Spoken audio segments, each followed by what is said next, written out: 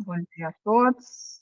É um prazer receber a nossa ex-residente, a Resiane Cristine de Oliveira Marinho. Ela foi formada pela Unicamp, também fez residência de pediatria conosco. A Kesiane é mãe de duas meninas, a Catarina e a Isabel, e que direcionaram ela para uma nova visão, né, um novo entendimento do que é ser médico pediatra, e com um olhar mais voltado para a integridade da infância, um acolhimento da família, né, pensando sempre nessa abordagem mais humanística. E ela veio aqui compartilhar com a gente é, esse tema, né? O medo da consulta pediátrica.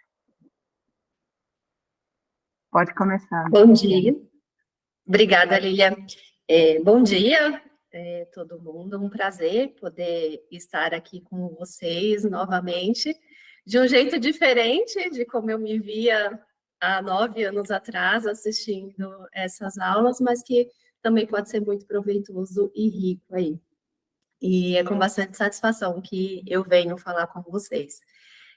Eu acho que eu vou trazer um olhar um pouco diferente do ambiente universitário e trazendo as minhas memórias e como eu era quando eu era residente, tudo inserido, assim, era às vezes uma discussão que a gente tinha com outros residentes, com outros amigos, sentindo um pouco falta desse olhar do depois, vamos dizer assim. Eu não sei se vai fazer sentido para vocês, mas quando eu entrei em contato, foi pensando nisso, trazendo bem a minha memória de residente e essa tentativa de trazer um olhar diferente, trazer essa novidade do mundo de fora, vamos dizer assim.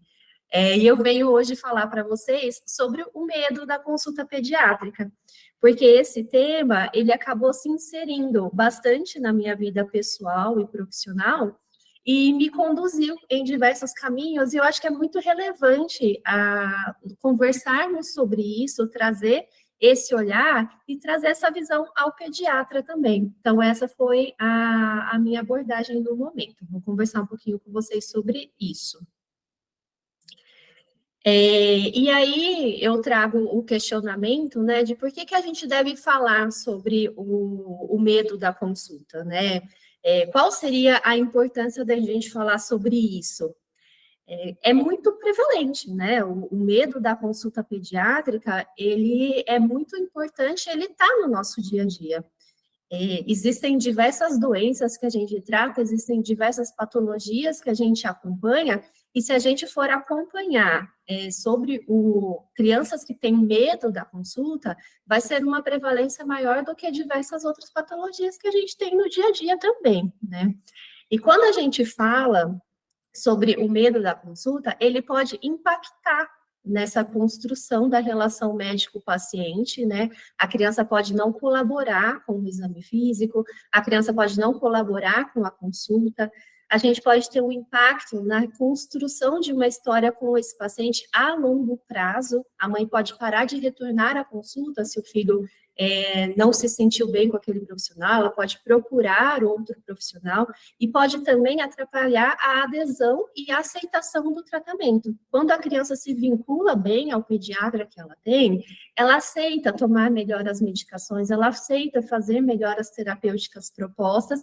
Até eu recebo muitos relatos, a minha filha aceitou fazer porque ia mandar um vídeo fazendo a lavagem nasal para a tia Kese, por exemplo. Então, a relação, ela é muito importante de ser construída e ela favorece a adesão. Porque quando a gente se torna pediatra de uma família, ou pediatra de uma criança, a gente quer que eles confiem na gente, a gente quer que essa construção, que esse vínculo seja baseado em um vínculo de confiança. A gente não quer que essa família siga passando com a gente só porque nós somos a única opção dela, porque a gente é o único médico possível deles passarem, é o único que tem no posto, é o único que aceita o convênio, é o único local possível. A gente quer ser a escolha daquele paciente, a gente quer fazer sentido para aquela família. Então, eu trazer uma abordagem sobre o medo da consulta, trazer a confiança da criança no meu trabalho, ele é importantíssimo para eu construir esse vínculo. Infelizmente, tem pouquíssima literatura pediátrica sobre o tema, de fato. Então, depois eu vou deixar as referências bibliográficas que eu usei para vocês, mas vocês vão ver que eu me baseei muito em papers de odontopediatras, porque a odontopediatria estuda bastante esse assunto, e alguns também de psicologia. De pediatra mesmo, é bem difícil de encontrar. E aí, aqui eu fiz uma pesquisa muito informal, obviamente ela não tem valor científico, é algo corriqueiro do dia a dia, mas perguntando para as mães, isso foi em torno de umas 250 mães que me responderam, se os filhos já tiveram medo da consulta médica. Eu coloquei essa faixa etária de 1 a 4 anos, porque é a faixa etária mais prevalente para o tema. E aí, a resposta que eu tive é que apenas 30% das crianças nunca tiveram medo de ir ao médico. Então, quase 70% em algum momento sentiu essa dificuldade de ir à consulta. 40% criou confiança com o profissional e logo melhorou. Então, isso é ótimo. Tá tudo bem a criança ter essa restrição à consulta, principalmente naquela fase de 1 ano e meio a 2, que é um dos períodos mais difíceis da gente conseguir trazer essa confiança para a criança no primeiro momento. E aí, cerca de 40%, conforme cresceu, se vinculou bem ao profissional e foi melhorando o medo que sentia. Mas a gente tem, né, essa outra parte de quase 30% que persistiu com medo, e persistiu com medo por meses a anos. E a gente sabe que o que acontece na infância não fica na infância. O que acontece na infância pode repercutir por toda a vida. Então, a gente não olhar para esses 30% aí que pode percorrer com medo da consulta por meses a anos, pode repercutir no futuro de saúde dessa criança. Pode se tornar um adulto que envolva traumas médicos, que acabe fugindo do médico, fugindo de seus tratamentos, tendo medo de contar suas coisas ao médico, né, guardando segredos do médico, dificultando outras terapêuticas. Então, eu acredito que é muito importante a gente ter um olhar ao tema, sim.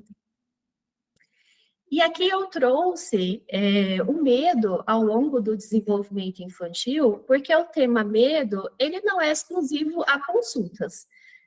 Uma criança, ela tem medo de um variado número de coisas, né, diversas temáticas, e muitas vezes esse medo está relacionado a um imaginário que ela cria além daquilo objetivamente que ela está vendo, né?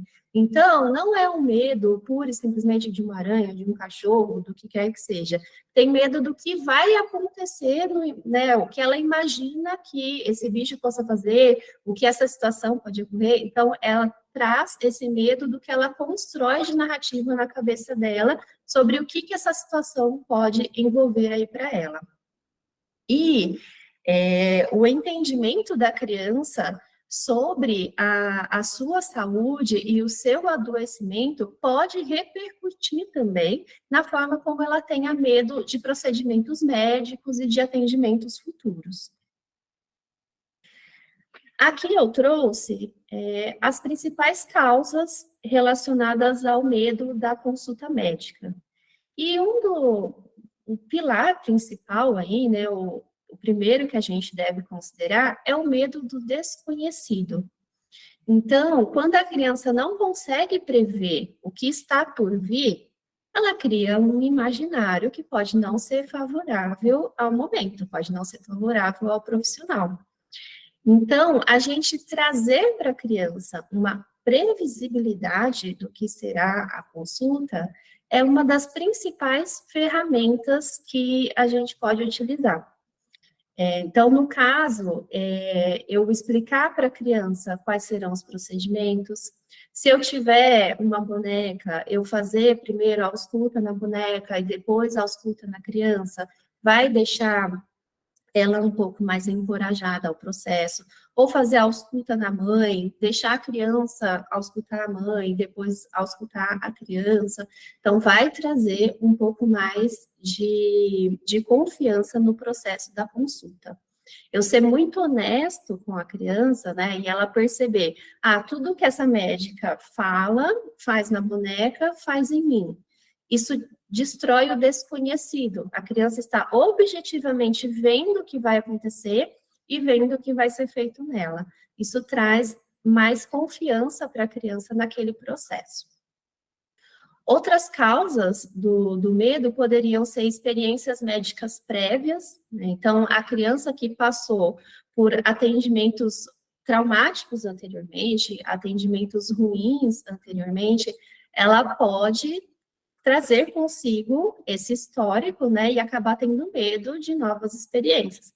Então, por exemplo, é bem comum que na primeira consulta, né, depois dos 15, 16 meses, logo após a segunda leva de vacinas aí depois de um ano, que a criança já entre na consulta bastante receosa, né, com medo do que vai vir, medo de ter vacina novamente, enfim.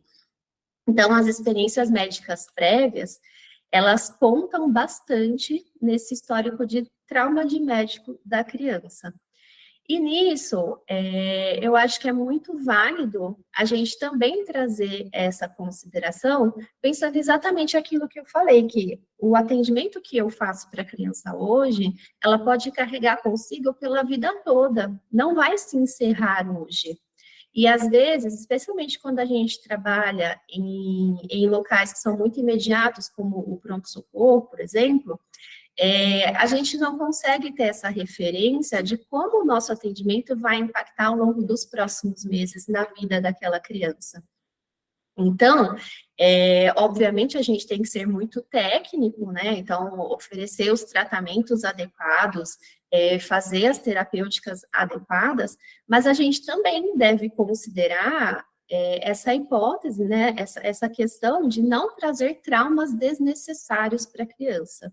Que, obviamente, dentro do ambiente universitário, eu nunca vi, então, não é algo que a gente aprenda a fazer, mas infelizmente fora de ambiente universitário, a gente vê coisas inadequadas sendo feitas. Então, a gente vê criança sendo punida, entre aspas, no pronto-socorro, como uma injeção só porque veio aqui, sendo que poderia ser tentado um outro tratamento, enfim.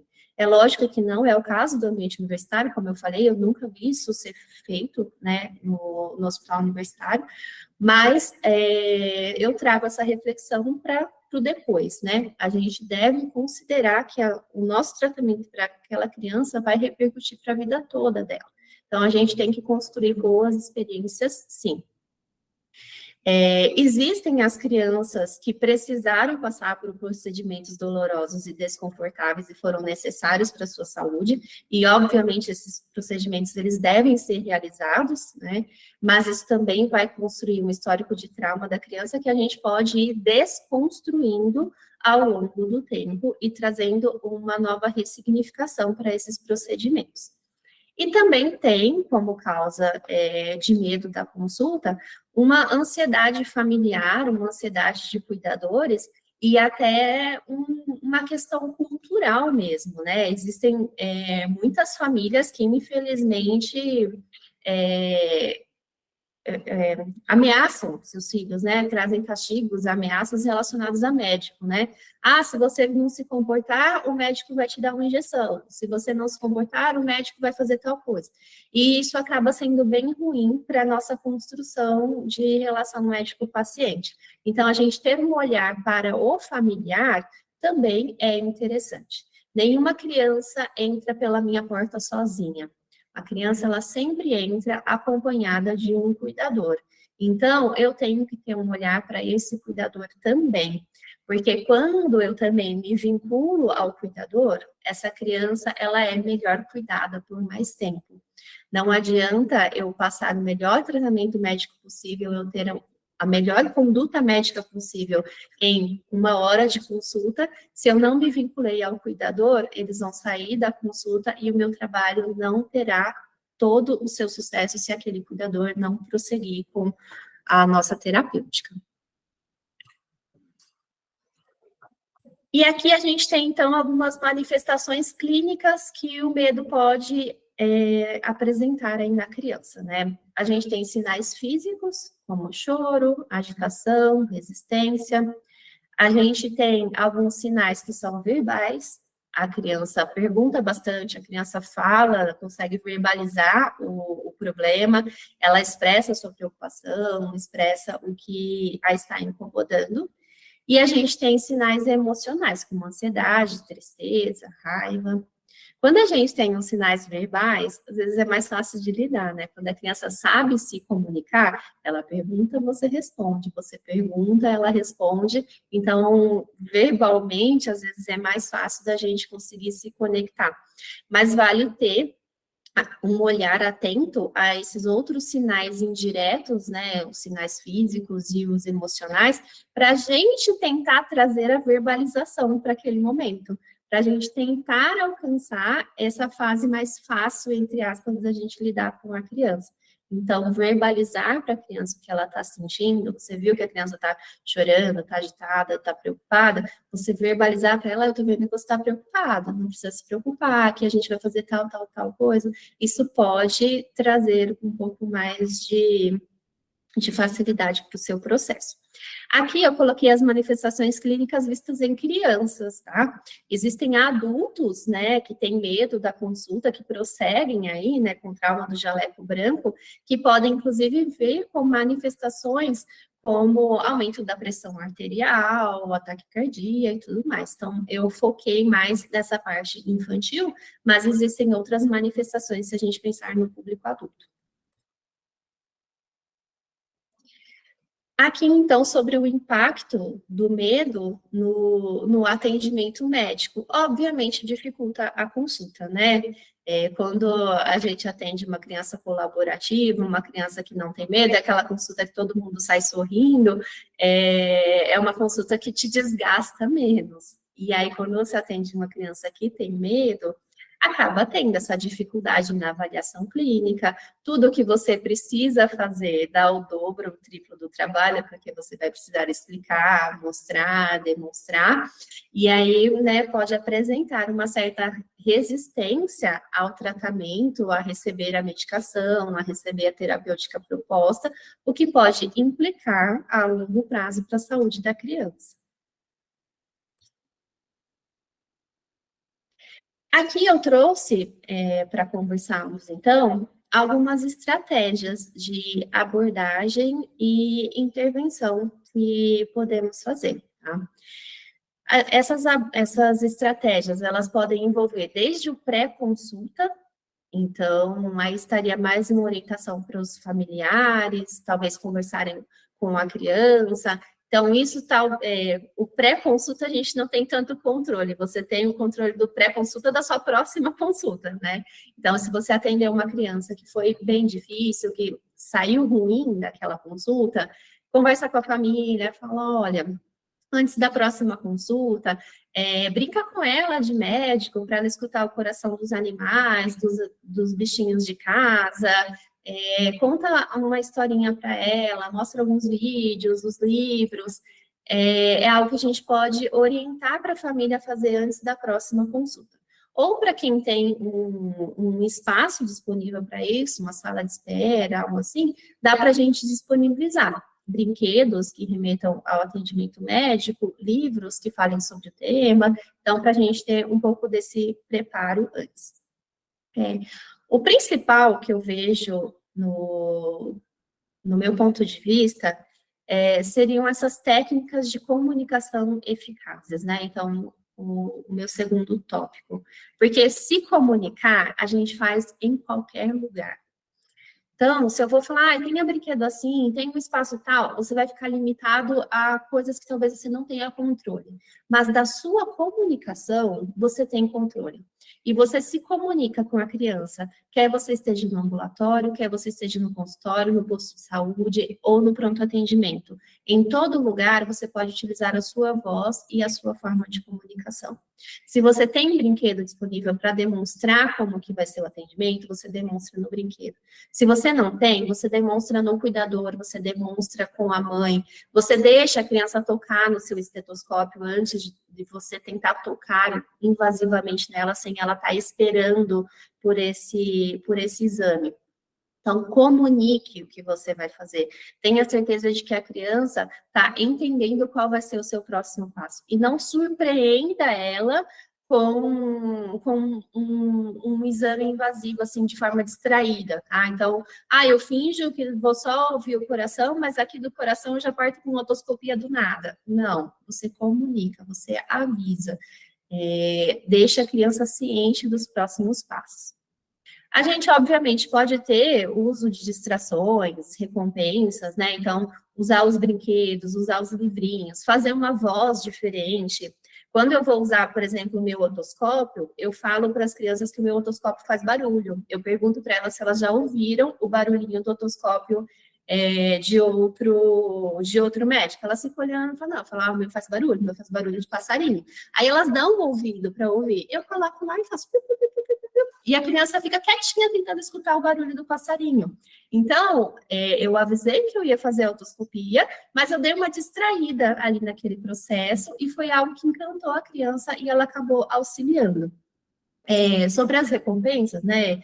Na verdade, pode ser o barulho do passarinho que a criança ouviu, uma carimbada na mão da criança que você dá com seu carimbo, entregou o palito para ela, né? Então, vou fazer uma horoscopia. Geralmente, eu deixo a criança segurar o palito e falar: se a gente abrir bem grandão a boca e eu conseguir ver bem direitão lá no fundo, eu nem vou precisar desse, segura ele para mim. Eu deixo ela segurando e ela faz o maior esforço para ela abrir o máximo que ela consegue para não precisar usar aquilo, e depois ela leva o palitinho dela embora.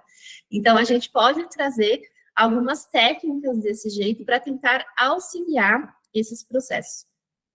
Envolvimento dos pais ou dos cuidadores, né? Como eu falei, examinar o pai, examinar o cuidador, deixar a criança examinar o pai, demonstrar como que vai ser, manter a criança o máximo possível no colo dos pais e dos cuidadores. Tem muitas coisas que a gente não precisa da maca, e a maca, ela é um dispositivo que traz bastante medo para a criança, né? Ela tira um pouco do controle da criança do que está acontecendo. Então, ela vai ser mais colaborativa para você auscultar o coração, para você auscultar o pulmão, examinar, fazer o que quer que seja, no colo, do que na maca em si. Tá? Então, a gente trazer bem essa abordagem para os pais é bastante interessante. E esse ambiente amigável na clínica ou no hospital é aquilo que eu falei, nem sempre está no nosso controle. O que está no meu controle é me comunicar de forma amigável e eficaz. Eu posso ter, né, na minha maletinha, no meu kit, alguns itens que vão me ajudando, enfim, a trazer um pouco mais de lúdico para esse momento, e quando estiver no meu controle, controlar o ambiente, eu posso pensar em fazer isso para trazer um pouco mais de calma e segurança para a criança.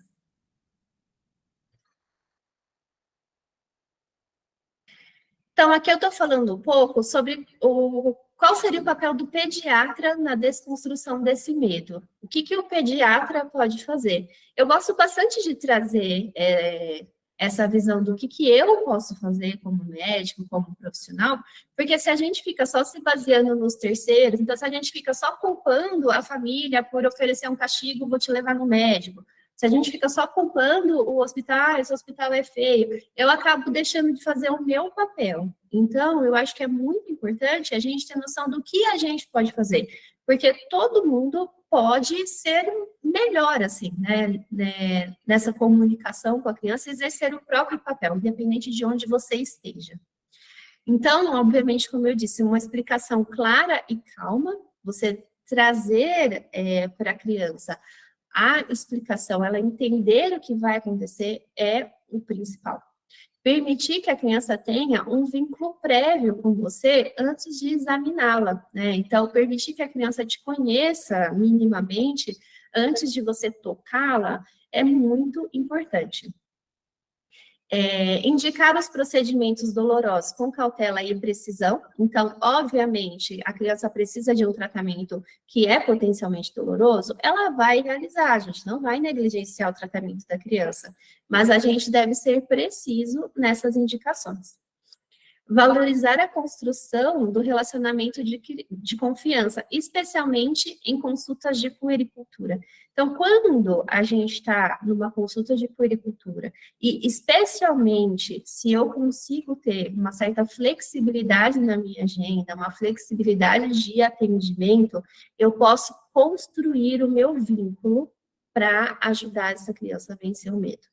Então, aqui eu tenho um exemplo para vocês de uma das crianças com mais medo que eu já atendi, assim, e hoje é um paciente que vai muito bem na consulta. A primeira vez que eu atendi, ele já chorava na recepção, sem parar, chorando, chorando, chorando, aquela coisa maluca, assim, entrou no consultório, ele gritava tanto, ele chorava tanto de medo que a mãe não conseguia me explicar o que estava acontecendo. Eu perguntei para ela, assim, mãe, hoje é consulta de rotina ou ele está doente? Aí ela falou, é uma consulta de rotina. Eu fui e falei para ela, eu falei, então vamos fazer o seguinte, porque eu não estou conseguindo nem te ouvir. Você vai para sua casa, eu vou deixar para hoje à tarde uma consulta online com você, então eu vou fazer uma anamnese com você, você vai me explicar o que está acontecendo, vai me falar sobre os seus anseios, enfim, e aí a gente vai programar as próximas consultas dele para eu conseguir vê-lo até conseguir uma colaboração. E assim foi feito.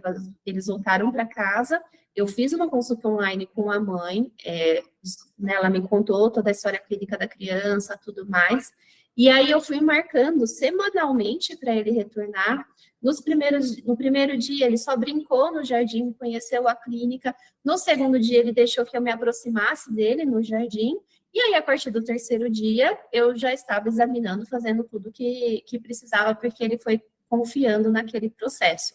Então, obviamente, eu sei que isso é bem limitado à nossa forma de atendimento, não daria para fazer isso no pronto atendimento de maneira nenhuma, né? Mas, especialmente se você está em consulta de puericultura e uma criança está muito resistente ao seu atendimento, enfim, vale a pena a gente avaliar se dá para reabordar aquela criança em um outro momento, se dá para conversar com a mãe individualmente e tentar entender quais são as angústias dela. Enfim, talvez dê para a gente tentar pensar numa alternativa.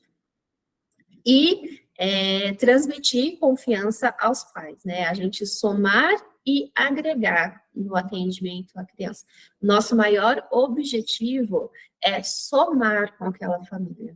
Isso vai trazer mais benefícios para a criança. Nosso objetivo não é competir com aquela família e nem ser autoritário. Então, tem muitas mães que relatam, né? Eu perguntei para o médico se poderia usar tal remédio, ou eu falei que eu vi no Google que dava tal efeito colateral, e aí o médico me respondeu, mas o médico sou eu ou o médico é você? E isso não faz bem para ninguém, isso não soma nem agrega, isso gera competição entre pais e médicos, isso não ajuda ninguém, faz a família talvez não confiar tanto no tratamento, esconder coisas, o que pode, aliás, que não é benéfico de maneira nenhuma. Eu deixei essa oportunidade para a gente fazer uma troca de experiências, né? Então, eu coloquei aqui um relato de caso como profissional. Acabei já fazendo o meu relato do atendimento que eu fiz, então foi o caso mais desafiador que eu tive, tá? Outros casos mais comuns, né, menos desafiadores, foram resolvidos em uma consulta só da gente explicar, demonstrar, mostrar os equipamentos, fazendo a boneca, enfim. Não foram tão desafiadores quanto o primeiro que eu relatei. E eu vou contar um relato de caso como mãe, que eu acho que foi o que de fato mudou bastante o meu ponto de vista. A minha filha mais velha, a Catarina, e alguns de vocês me viram grávida dela, que eu estava na residência, terminando a residência quando ela nasceu. Ela tem medo de consulta, né? Ela tinha medo de consulta, desenvolveu medo de consulta aí. Na consulta pediátrica dela, de rotina mesmo, de 1 ano e 3 meses, ela entrou chorando sem parar. Foi fazer o exame físico, chorava sem parar. E eu fui ficando angustiada, fui ficando constrangida, pensando, gente, mas como pode? Eu sou pediatra, minha filha está com medo do pediatra. Ela nunca tinha passado por trauma nenhum, ela nunca aconteceu nada. E ela está com esse medo todo. E aí, enfim, seguiu a consulta, foi bem, fomos embora. Só que aí eu fiz algo que eu não devia ter feito. Eu falei assim, tá tão difícil trazer ela na consulta, ela tá com tanto medo. Aí, ao invés de ressignificar essa história para ela, eu simplesmente ignorei essa história e parei de levá-la ao médico. Eu falei, eu sou pediatra, eu vou seguir acompanhando, tá tudo bem, ela nunca teve problema nenhum. E aí passei eu mesma a acompanhar. Ela tinha um pouco de receio do exame físico, inclusive feito por mim. Era algo que era bem restrito, assim. Mas aí, enfim, segui acompanhando, a vida foi seguindo. Em paralelo, uma outra história que não teria, obviamente, muita correlação com essa, mas depois teve. No futuro aí, tinha um gato de rua que vinha na minha casa. Ficava ali no meu quintal e a gente acabava cuidando dele, mas ele não era um gato nosso. Um dia cheguei de viagem e esse gato estava machucado. E aí, apesar de não ser um gato nosso, era um gato da rua, mas né, a gente eventualmente cuidava, eu peguei esse gato e levei no veterinário. E aí eu expliquei para as meninas, a mamãe levou o gato no médico dos gatos. E aí foi. Cheguei no veterinário, ele estava doente, enfim, a veterinária, sabendo que era um gato de rua, optou por interná-lo. E aí depois, com o tempo, a veterinária se afetuou ao gato e pediu para ficar com o gato. E eu falei assim, não, tudo bem, por mim tudo bem, é um gato de rua mesmo, não é da nossa família, pode ficar. E aí a veterinária ficou com o gato. Acabou essa história, foi isso. Uns 4, 5 meses depois, a Catarina estava com uns 5 anos, começou a ter odor axilar. E aí eu falei, bom, agora não está normal, eu vou precisar levá-la numa endócrino pediatra. Conversei com ela, falando que ia precisar, que íamos ao médico, né? Ela começou a chorar, ela entrou num desespero, ela chorava sem parar, ela ficou pálida, ela transpirava, foi um choro absurdo que ela teve.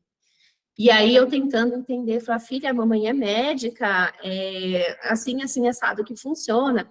E ela virou para mim e falou assim, mamãe, quem vai ao médico nunca mais volta. Aí eu fiquei olhando para ela, eu falei assim, mas como assim quem vai ao médico nunca mais volta? Mamãe atende várias crianças todos os dias e essas crianças estão com seus pais, enfim, e voltam para casa.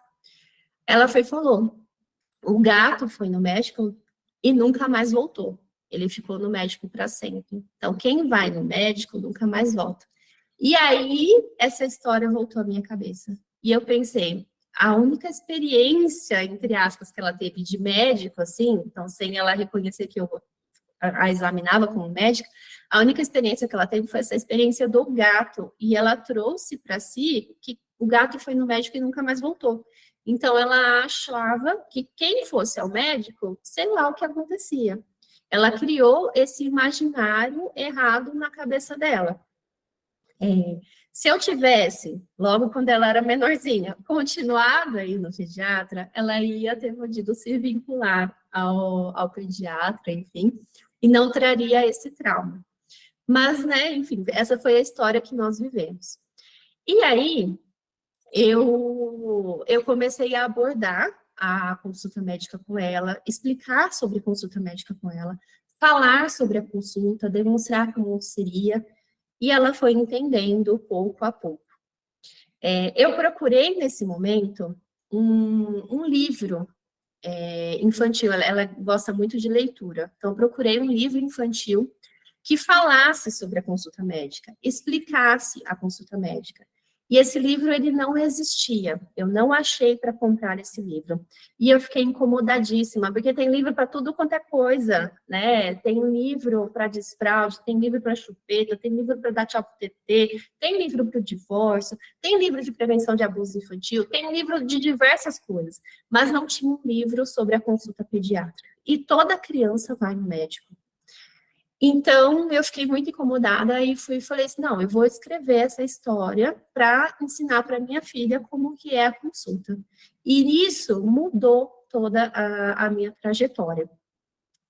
Então, esse foi o meu relato como mãe, e que eu acho que foi muito importante e mudou a minha forma de olhar para as crianças, de olhar para o atendimento e até de pensar no meu atendimento profissional mesmo. Porque tem coisas que a gente acha que não vai afetar aquela criança, mas vai. Ela vai trazer aquilo no imaginário dela posteriormente.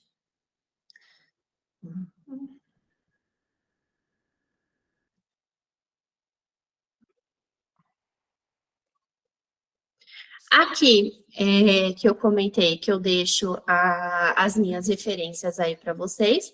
Vocês vão ver que tem bastante coisa da odontopediatria, que a especialidade, ela realmente se projeta para trazer auxílios aí para a consulta odontopediátrica. A gente tem alguns estudos sobre a questão hospitalar mesmo, né? Então, o uso de brinquedoteca no hospital, como preparar a criança para a admissão hospitalar, as vantagens que isso pode ter na internação e no segmento da criança, eu achei que é bem interessante.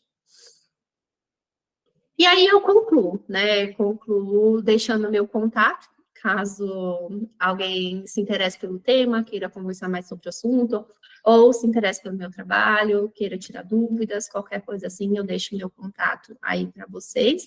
E, novamente, reitero a minha alegria e felicidade de poder estar aqui compartilhando esse tema que eu acho tão importante com vocês. Muito obrigada, Pesiane. Excelente apresentação. E eu fiquei em dúvida, Pesiane, você fez o livro? Você vai publicar um livro sobre isso? Ele está publicado, Lilian. Eu tenho o livro. Não falei sobre isso na apresentação, até faltou essa parte, mas ele tá publicado. E, inclusive, essa semana tem um podcast infantil que ele se chama Vem Ouvir Essa História. E ele fez a contação do livro. Então, tá lá no Spotify, quem tiver interesse pode ouvir. Ficou uma graça, porque é uma criança lendo, então ficou uma coisa linda. E está lá de forma gratuita no Spotify, eu venho ouvir essa história para o pessoal escutar se quiser. Não, e realmente o quanto é importante humanizar esse atendimento, né?